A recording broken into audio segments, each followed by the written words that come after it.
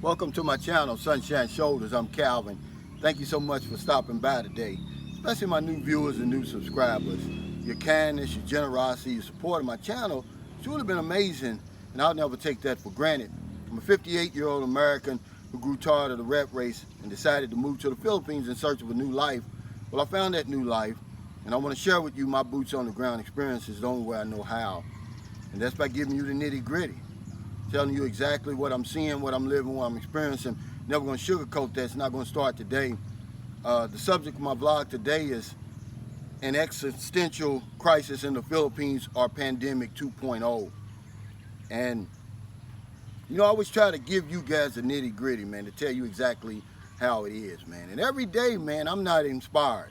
Some days when you move over here, man, you start questioning everything, and you have to just realize where it comes from, man, and that's where I am today. Not even today, but these last few days, I just haven't been feeling like myself. And you try everything. I tried going to, Lackawanna Island, and it didn't work. To be honest with you, this second trip was a whole lot worse than the first. The place just didn't seem like a paradise, man. It was unkempt. They had raised their prices. It just wasn't the same as the first time we went to Lackawanna Island. Well, it didn't work, and the massages aren't working, the exercising isn't working. Listening to my favorite jazz music, it hasn't worked, man. And above all things, the Pussycat Dolls, it hasn't working. Nothing seems to be working. And so I wanted to talk to you about that. This is real life Philippines, man. Like I said, every day I'm not inspired. But I want to tell you something that's kind of helped me snap out of this. And I didn't even realize it when it happened yesterday. But I was riding my bike, and it wasn't in the morning. It was in the hottest part of the day. I don't know, something just spurred me to jump up, put on my clothes and get on my bike. It's about 2:30, man. I mean, it was blazing hot. I'm halfway through my first round, and every day, even today, when I ride my bike, it never fails. I bring with me a 100 peso bill, because if the spirit moves me, I'll see somebody to give it to. All right, well, I'm halfway through, and I see this guy, and he's working on his, I thought he was working on his pedicab. The pedicab is just a bicycle with the sidecar on the side, that they use for transportation here. The pedicab, the tricycle, the bus, that sort of thing. But as I got closer, I saw what he was doing was he was arranging his possessions inside the pedicab. Well, I was going too fast to stop, but then it hit me. I said, this is the guy I'm supposed to give the 100 pesos to. So I circled around and I stopped. Put on my mask. I already got my shades on, so, I'm protected. I'm doing the social distancing, and I see it, because I'm close enough now I can see it. He has his whole family in the pedicab. This is where they're living. I see his wife in there, and this is a young couple. They couldn't have been no more in the early 20s, mid 20s. And she's got on this dirty duster, and the kids are in there. It's two little kids, and they're naked. They don't have on any clothes at all, And I just remember giving him that 100 pesos, and when I'm riding away, I'm thinking, man, the spirit was right this time. I knew he was the one to give that 100 pesos to, and I never thought any more about it.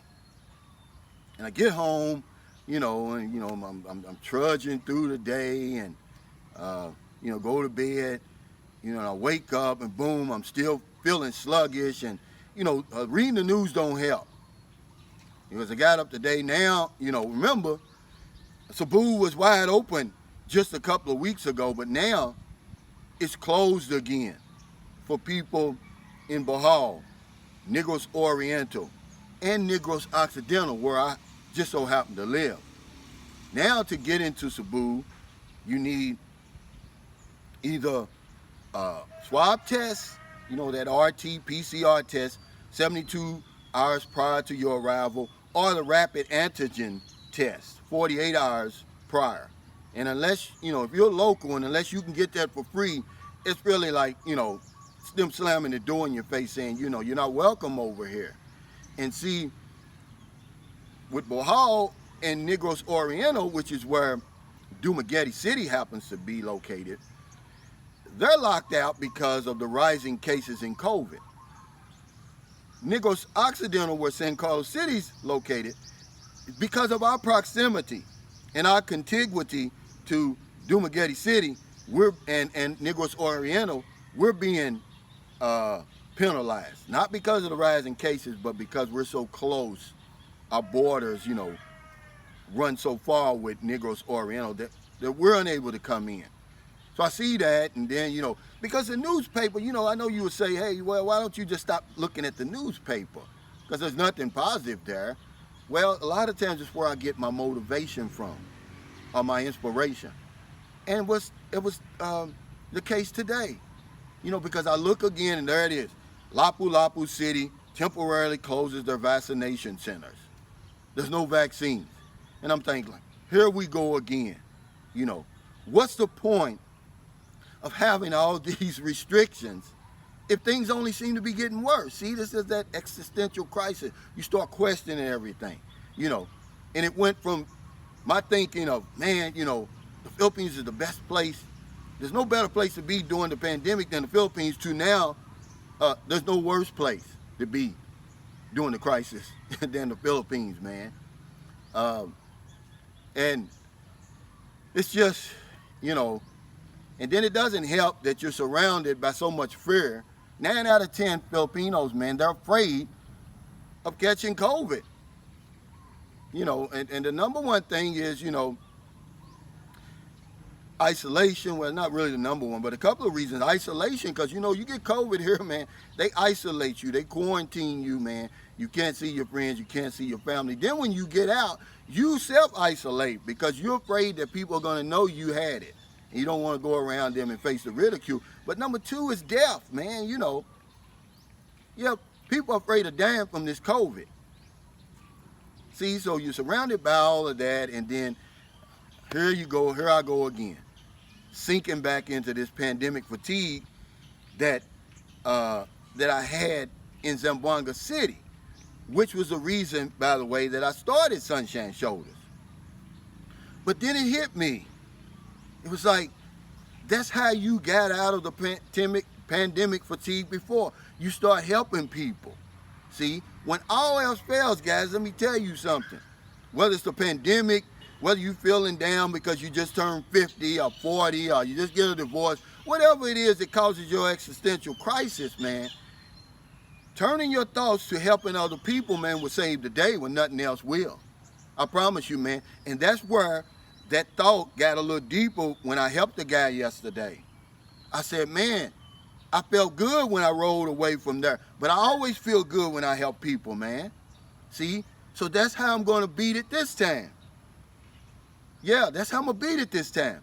I'm going to help more people, man. See, today, I'm going to have an electronic community pantry giveaway.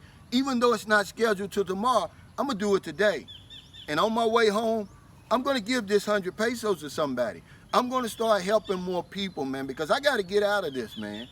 This isn't me. I'm not feeling myself, man. And what's the use in being over here, man, in paradise if you're going to be anxious, if you're going to be depressed? Because that's all, an existential crisis is. That's all it is. So I just wanted to come to y'all today, to let y'all know the truth, man. It's the nitty gritty. Some days, man, you're not going to be inspired over here.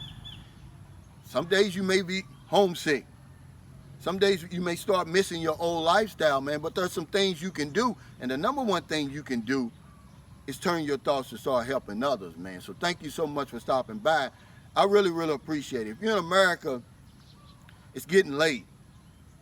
Before you let your head hit the pillow, please find somebody to help. But if you're on one of them late grocery runs, beer runs, weed runs, you're just getting off second shift, or you're on your lunch break, and you see somebody on the street Buy them something to eat, buy them something to drink, give them a few dollars. No matter what caused them to get out there, man. Because I'm going to tell you, when you help other people, man, it makes you feel so much better. If you're in the Philippines, man, it's early. It's not even 6:30 yet. It's going to be a hot one today. You see I'm sweating. But I'm right in the direction of the sun, right here in Center Mall, my favorite place. I still got 2 more rounds, and I'm going to do it before I leave. There's millions and millions of people here who need our help, man. Millions of opportunities for us to escape that existential crisis, escape that pandemic fatigue. Because if I don't know anything else, I know this one thing for sure. When we help other people, we help ourselves. Take care, stay safe, stay COVID free. See you next time.